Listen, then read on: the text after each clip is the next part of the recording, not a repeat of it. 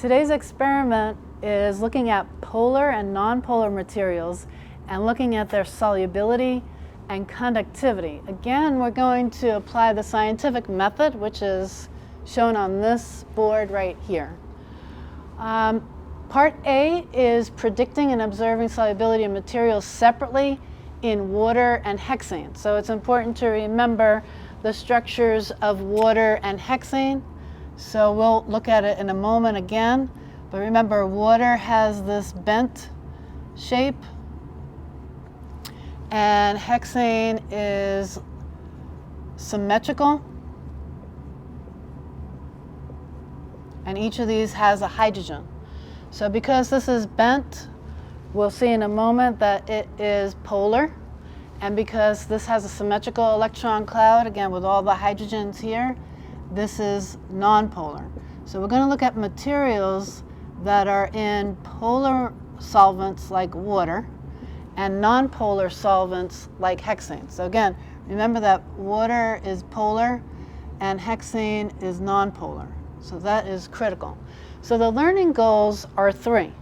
One is indicate if the compound is an ionic salt, a polar covalent molecule, or a nonpolar covalent molecule. And then understand the chemical behaviors of all these three compounds, the salts and the molecules. Again, there's two types of molecules, polar and nonpolar. And then C is apply the chemical principle like dissolves like to predict if the solvent, that's the material in lower quantity, and we'll be adding these, or the solute, is the material in lower quantity, versus will it dissolve in a solvent? That's the material in higher quantity. So these are going to be the solvents, and the materials are shown here. So we'll look at that in a moment. So if we look at how do you determine if a molecule is polar or nonpolar, we really have to look at the bonding, the electronegativity of the bonding. So if you remember from our very concrete electronegativity table, one of the things that you saw is the element that has the highest electronegativity, in fact 4.0, determined by Linus Pauling, is the highest electronegativity any element can have. And francium has one of the lowest electronegativities. So basically, the closer you are to fluorine, the more electronegative you are.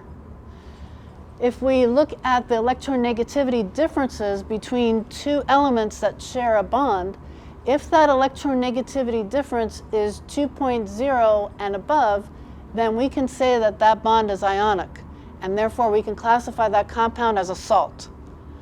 If the electronegativity difference between two atoms that share a bond is 0.5 to 0.9, then it's polar.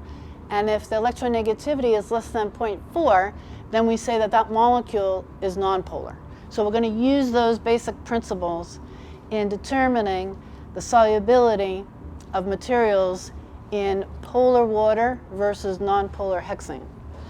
So what we're going to do is we're going to check, is the solute, that's the material that's in lower quantity, is it going to be soluble in water? If the answer is yes, then that means that it conducts electricity. And that means it's going to have a positive conductivity test. So when you apply a conductivity test, that's a test for the presence of ions. And these ions could either be positive, in which case they're cations, or they can be negative, in which case that they're ions. So these are the charged species. So if you have charged species in solution, you should have a positive conductivity test, which means that the light bulb will be bright, right, if it's a strong electrolyte. So we're going to look at the conductivity test in a moment, but you'll see it will have two electrodes, a cathode and an anode, a battery, and a light bulb. Okay, so if you have a positive conductivity test, that is the light bulb lights up either brightly or dimly. If it lights up brightly, that means it's a strong electrolyte. If it lights up dimly, that means it's a weak electrolyte. And if it doesn't light up at all, then it's a non-electrolyte, so it has a negative conductivity test. So these ions then complete the electrical circuit and the light bulb lights up. That's how it works. So here are some examples of ionic compounds. One is just table salt, sodium chloride. If you dump table salt in water, you get sodium cations and chloride anions. Another type of compound that's ionic is hydrochloric acid, so acids. And if you dump, an example of an acid is hydrochloric acid. If you dump it in water, you get hydrogen ions and chloride ions.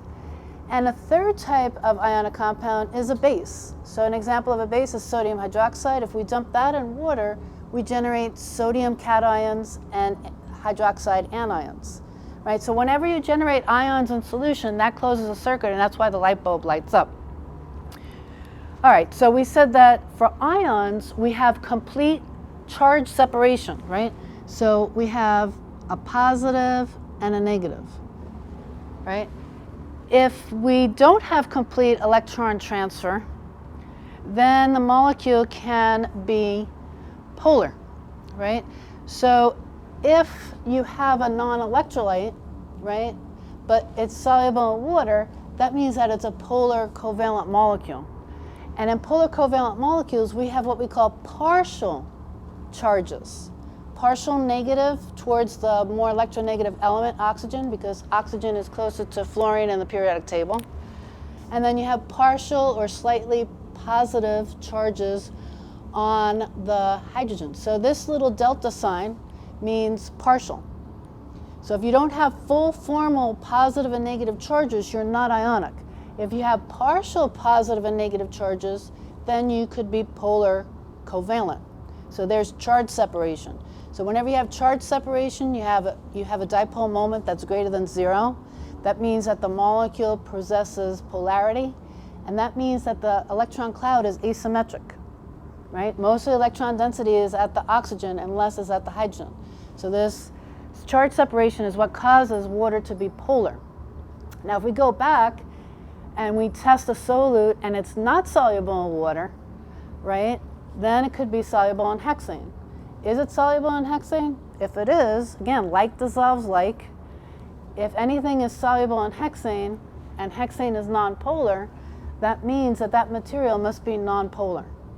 And that would be a nonpolar covalent molecule. And if it's not soluble at all, right, then it's just not soluble in hexane at all.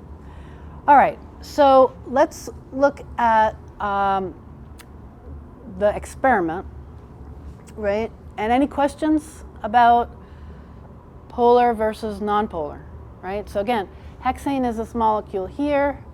This is another example of a nonpolar compound, carbon dioxide, right? So again, carbon dioxide and hexane are both nonpolar because they have symmetrical electron clouds.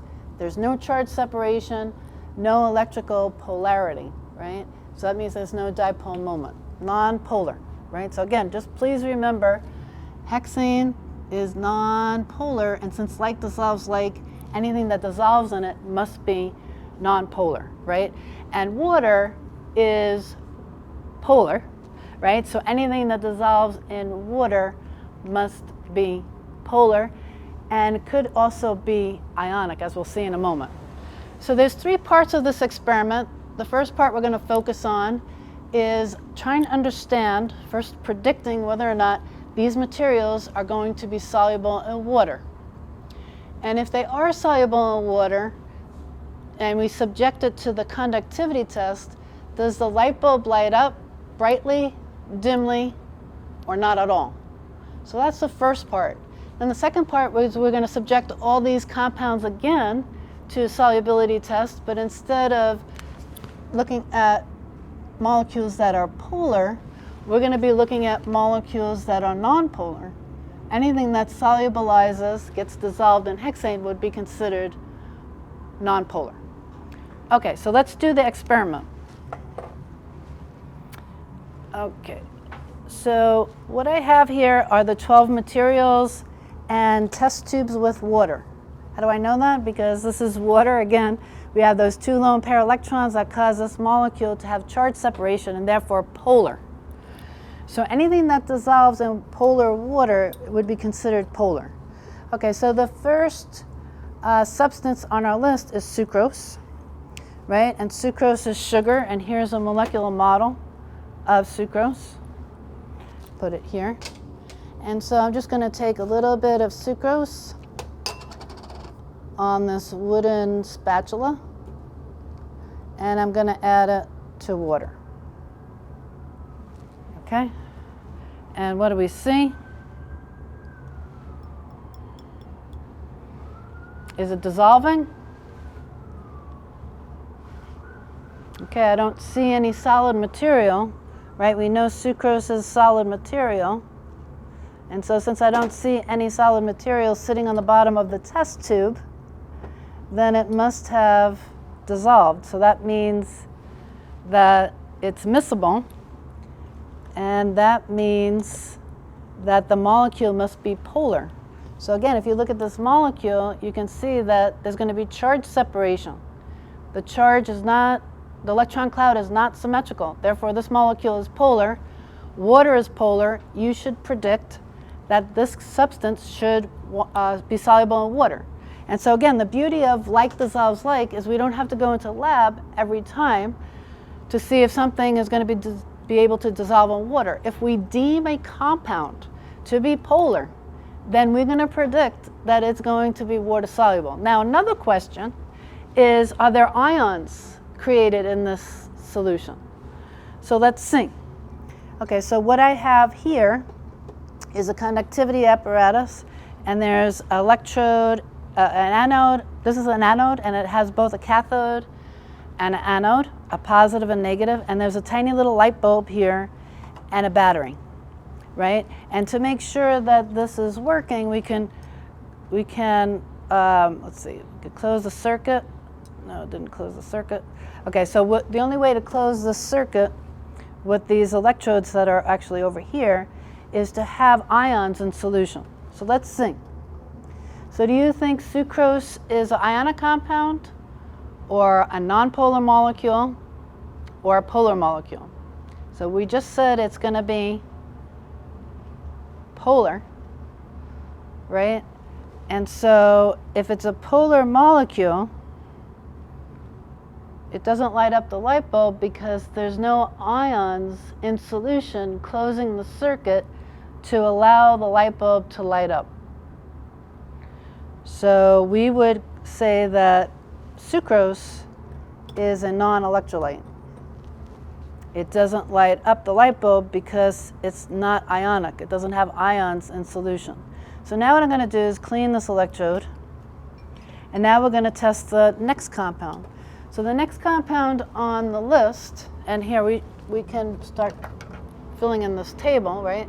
So now we know that yes, it's soluble in water, no, right? No light bulb. So the light bulb remains off. So that means that this is a non-electrolyte.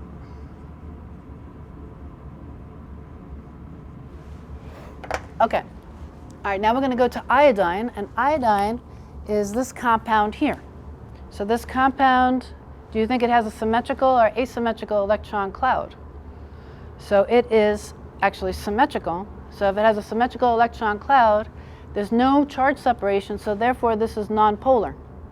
So if this is nonpolar, right, and there's water in here, what do you think is going to happen if we add a nonpolar material, iodide, to a polar solvent? So this is the solute. The solute is iodine. And the iodine is nonpolar. The solvent is water. The solvent is polar. Since like dissolves like, these don't dissolve in each other, right? If they don't dissolve in each other, then you can't create ions. So this one would also have a negative conductivity test. All right, so again, what we're going to say here, soluble in water, no, because this is nonpolar. Does the light bulb light up? Is it dim, bright, or off? It would be off because there are no ions. Okay, now let's go to ammonium chloride. So if we look at ammonium chloride, which is this substance here, we're going to take some and we're going to add it to water. So ammonium chloride looks very similar to sodium chloride. Okay. And I think I'll add a little bit more. All right. Perfect. There's some ammonium chloride. So what can we say about ammonium chloride and water? It looks like the solid material is slowly going into solution. So it looks like it's being solubilized. All right, so does this solution have ions in it? Well, if it has ions in it, then the light bulb will light up. Let's see. So you put the electrode in here, and we see that the light bulb lights up very brightly. So that means that there's some ions in here. And in fact, there are. If we were able to see what those ions are, one would be ammonium cation, and the other one would be chloride anion. Okay, so in fact, yes, this does dissolve, and it forms ions. Okay, so now we can write that down, right? So ammonium chloride, is it soluble? Yes. Does the light bulb light up? Yes, and it's bright. And that makes sense because ammonium chloride is an ion. And if you're an ion, you're going to dissolve, if you're a salt, most salts dissolve in water, right? Again, if we go back to sucrose, sucrose is polar, and so it should also dissolve in water. So that is a general rule. And that's why we say water is a universal solvent, because it dissolves most polar materials and most salts. Okay, now we'll go on to calcium chloride. So calcium chloride is this substance right here, and we're going to add that to water, and we're going to see what happens when we add this salt to water. Okay, let's see. I think I just put it in here. Yep, there it goes. All right, so I have a little crystal of calcium chloride. Well, it dissolved already. Okay, and now the next step is to determine why did it dissolve? Well, it's either polar or ionic, because it dissolved in water. So if it's ionic, then it should light up the light bulb. Let's see. Does it light up the light bulb? I think I need to add a little bit. Oh, it does light up the light bulb, but I need to add a little bit more. Hang on. Let's see. Let me add a little bit more of the calcium chloride. I think I'll just use this. There we go. Add some more of the calcium chloride. There it is there. And let's see if the light bulb lights up. And it does. So that means that this is a salt. And the ions are calcium 2+ and 2 chloride minus anions. And that's why light bulb lights up, because we have an ionic solution. That means that we have positive and negative charges closing this circuit. All right, next up is sodium chloride, and this is a crystal of sodium chloride, and here is the sample. So I'm going to wipe this off with my coat, and now I'm going to add sodium chloride.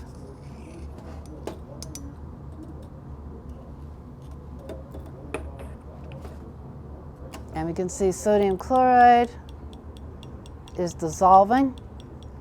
So that means it's either polar or ionic. So if it's ionic, then the light bulb should light up. If it's polar, then the light bulb won't. Right? So polar molecules, any molecule does not light up a light bulb, only ions.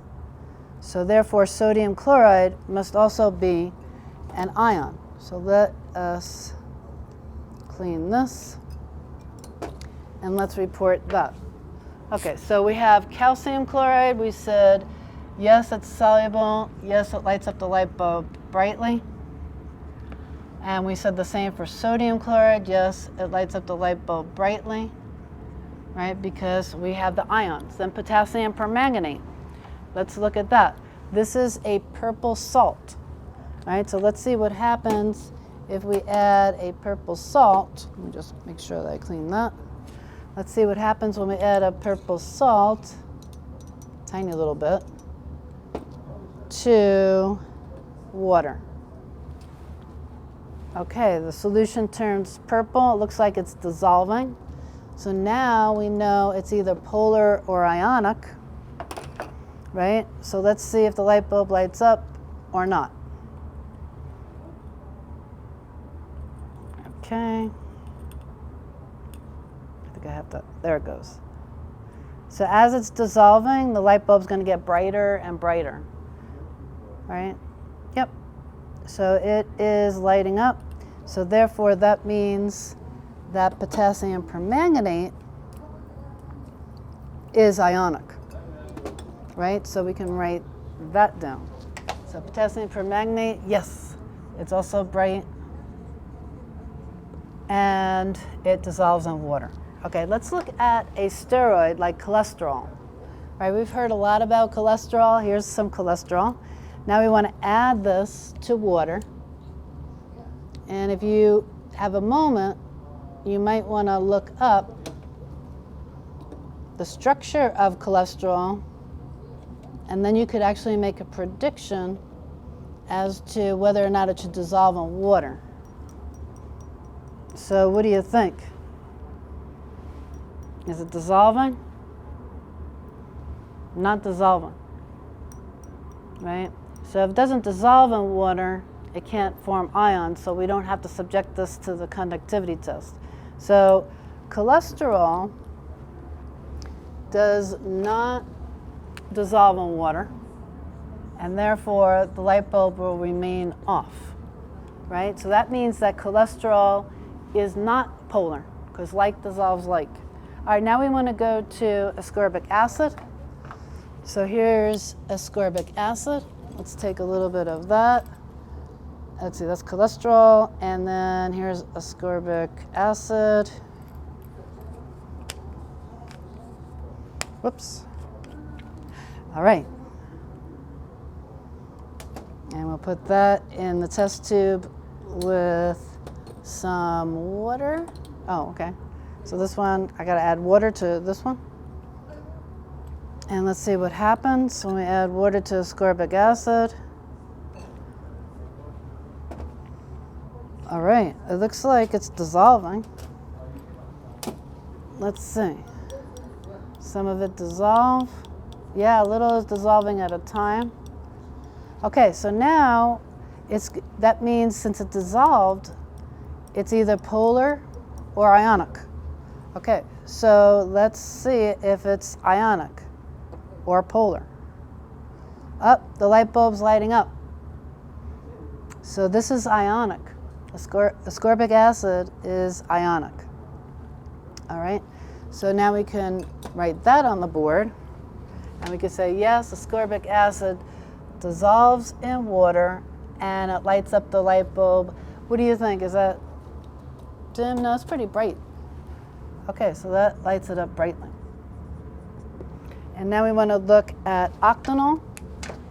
So I'll wash the electrode first, and then we'll look at octanol and water. So here's octanol.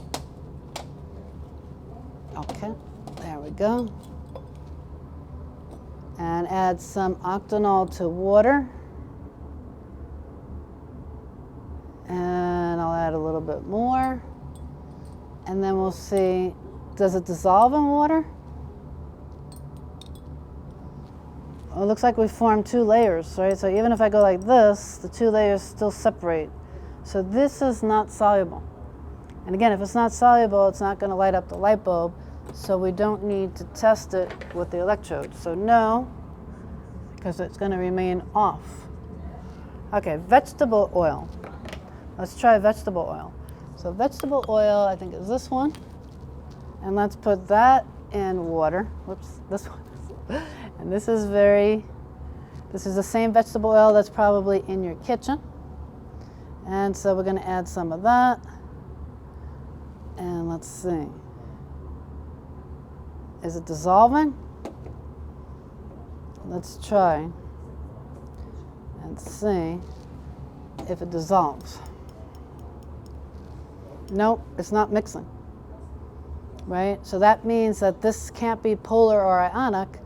So since like dissolves like, and this is polar and this is not dissolving, this must be nonpolar, right? So the answer is no, it doesn't dissolve in water. And if I tested it with the conductivity test, the light bulb would remain off. Okay, vitamin E comes in a little tablet like this. And so what I did was I opened up the tablet and I already put it in the test tube. So vitamin E is in this test tube, and if you look real close, you could see it floating on top. So again, this is very similar to the vegetable oil, right? Like dissolves like, these are not mixing. So therefore, since this is polar and this isn't mixing, this must be nonpolar. All right, and then the very last one is I'm going to add hexane to water.